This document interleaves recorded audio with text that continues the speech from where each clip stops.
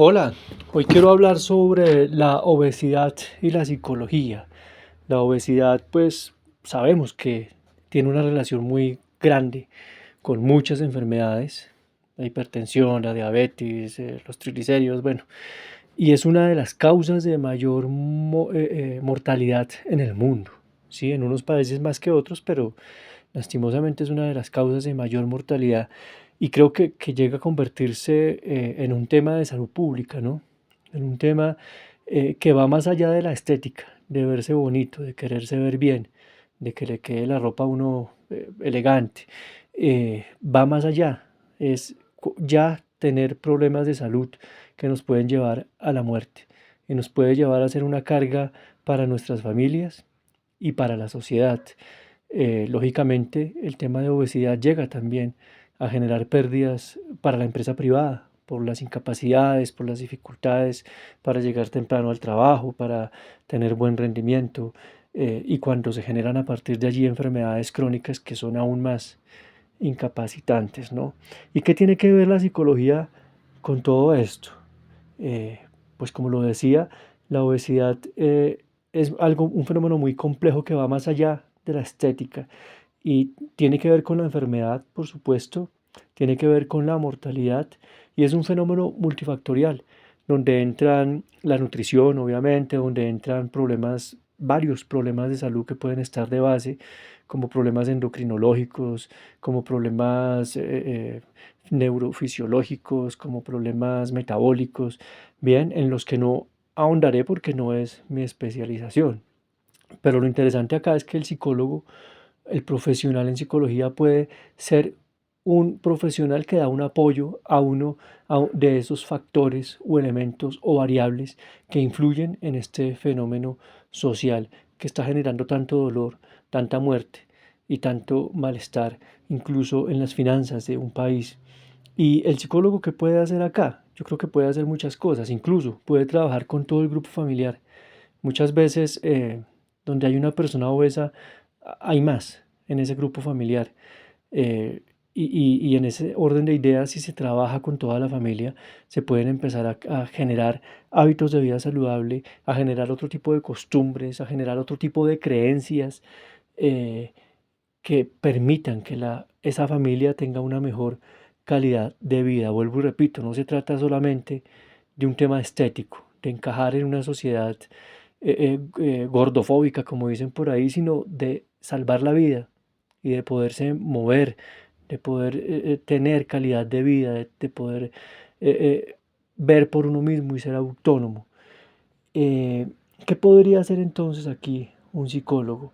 Verificar conductas, identificar conductas y enseñarle a las personas a identificar las conductas. Normalmente una conducta como comer no es una conducta aislada, es una conducta que está ligada a otra serie de conductas y qué bueno enseñarle a las personas a hacer este mapa funcional, este mapa conductual, este análisis conductual para que puedan entender un poco mejor cómo están funcionando y cuáles son esos refuerzos que les permiten a ellos seguir en ese hábito destructivo y cuáles son esos castigos también que les permiten a ellos seguir en estas conductas y en estos hábitos.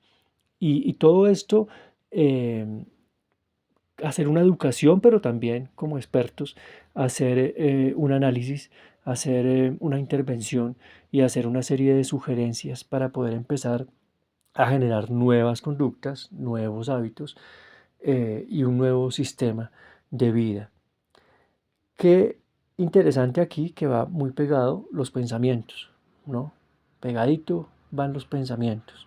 Entonces allí hablaríamos de todas las creencias que se tienen alrededor de la misma obesidad, de la comida, de la estética, los pensamientos que puedan tener que ver con la ansiedad, con la misma depresión, que como lo veremos en el transcurso de este capítulo, de este programa, tienen mucho que ver con la obesidad, ¿no? Una persona de pronto triste empieza a comer para sentir algo de satisfacción, para llenar ese vacío, o una persona con ansiedad empieza a comer ni siquiera es por hambre, sino por ansiedad.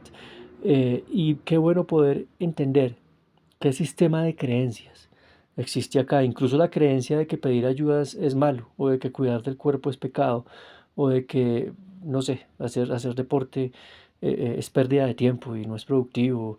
Eh, bueno, pueden haber una serie de creencias aquí que en realidad son árboles de creencias, son discursos complejos que pueden llegar a conectarse incluso con ideologías, con creencias religiosas, que pueden ser más complejas de lo que pensamos. Creencias que tienen que ver con uno mismo, con el entorno, con las demás personas, con el futuro, inclusive con la manera como se analiza el pasado de la persona. Y esto requiere un trabajo pues de un experto que vendría siendo el psicólogo, una persona que pueda entrar a esos pormenores y no se quede solamente en la superficie de estás obeso porque no te mueves y no comes bien, que pueda profundizar un poco en estos pormenores de creencias, de pensamientos, de comportamientos, de hábitos, de costumbres que podemos empezar a analizar, hacer mapas, como lo decíamos, a identificar hábitos y a poder crear cosas nuevas. Creo que el psicólogo, el profesional en psicología, puede apoyar también esta enfermedad, esta situación de salud tan grave que afecta a nuestro mundo, motivando, ¿sí? Motivando, siendo un motivador personal que le ayude a la persona a no abandonar, a no desistir, a valorar los pequeños logros, pero también enseñarle a la persona a automotivarse, enseñarle a cómo visualizarse, a cómo colocarse metas realistas y valorar los logros alcanzados, a cómo tener un diálogo interno positivo y claro, el profesional también da una retroalimentación eh, a todo esto como experto y como educador en este proceso de motivación para que la persona no abandone el proceso, ¿no? Recordemos que las costumbres y los hábitos, por nefastos que sean y negativos que sean, nos cuesta mucho trabajo dejarlos.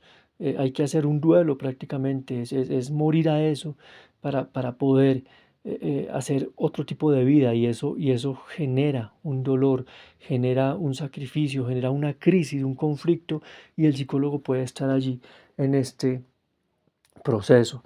Y aquí muy unido a la motivación va el manejo de emociones. De hecho, la motivación está incluida en el manejo de emociones, en la inteligencia emocional. Y qué bueno que el psicólogo pueda estar allí para aportar en ese manejo de emociones, para educar mucho en ese manejo de emociones, que a grandes rasgos, pues es identificar esas emociones, darse cuenta de qué se está sintiendo, con qué creencias, con qué pensamientos está asociado y cómo eso genera una serie de comportamientos, incluso cómo los comportamientos terminan generando pensamientos también y emociones y sentimientos, poder analizar esto, ¿no? Y poderlos modular, poderlos regular, poderlos juzgar como un juez objetivo que puede entender qué conviene, qué no conviene, qué es lógico, qué es ilógico, qué es funcional y qué es disfuncional.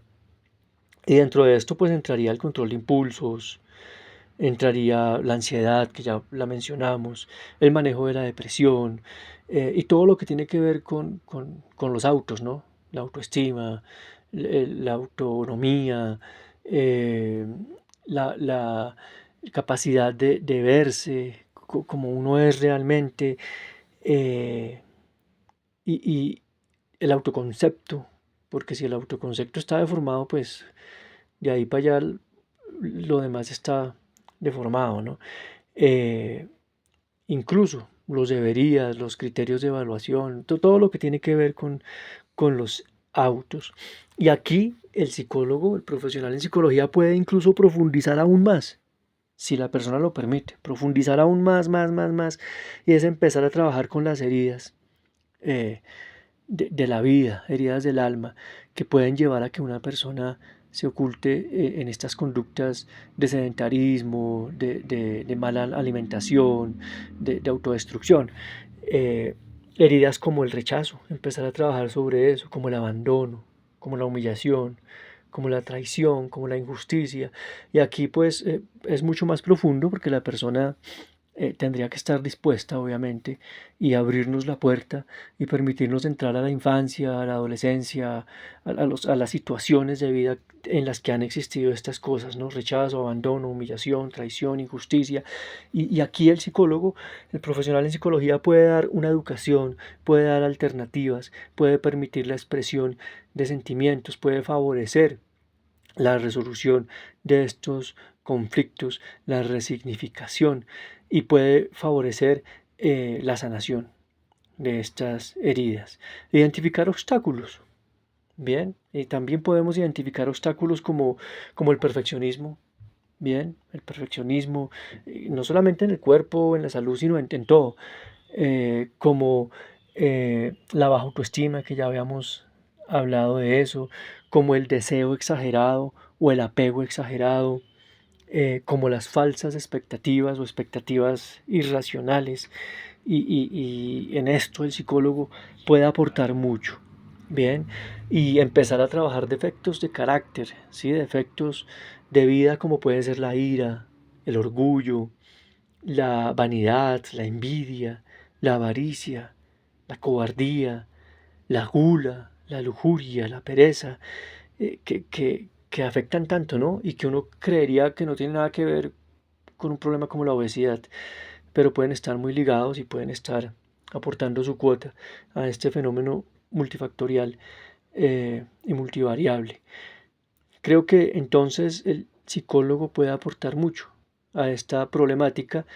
Lógicamente lo ideal es que la persona también vaya a su médico general, a su nutricionista, a sus especialistas de acuerdo a sus problemáticas de salud, pero sobre todo eh, acudir a ayuda, ¿no? Creo que por ahí empieza, tener la humildad de buscar ayuda y reconocer que hay un problema que no es normal, eh, pues sufrir de esta enfermedad, que además es una enfermedad de nuestra época por la manera en que vivimos, ¿no? Los ultraprocesados, los alimentos que ya no son lo mismo, el agua, el mismo aire y el sedentarismo en el que vivimos. Y no podemos simplemente quedarnos como decir, no, pues ya tocó así, me conformo y sí, renuncio a tener salud, acepto morir joven. No es justo, ¿no? Hay que tratar de tener una calidad de vida. Y para eso podemos aportar los psicólogos. Muchas gracias por estar acá.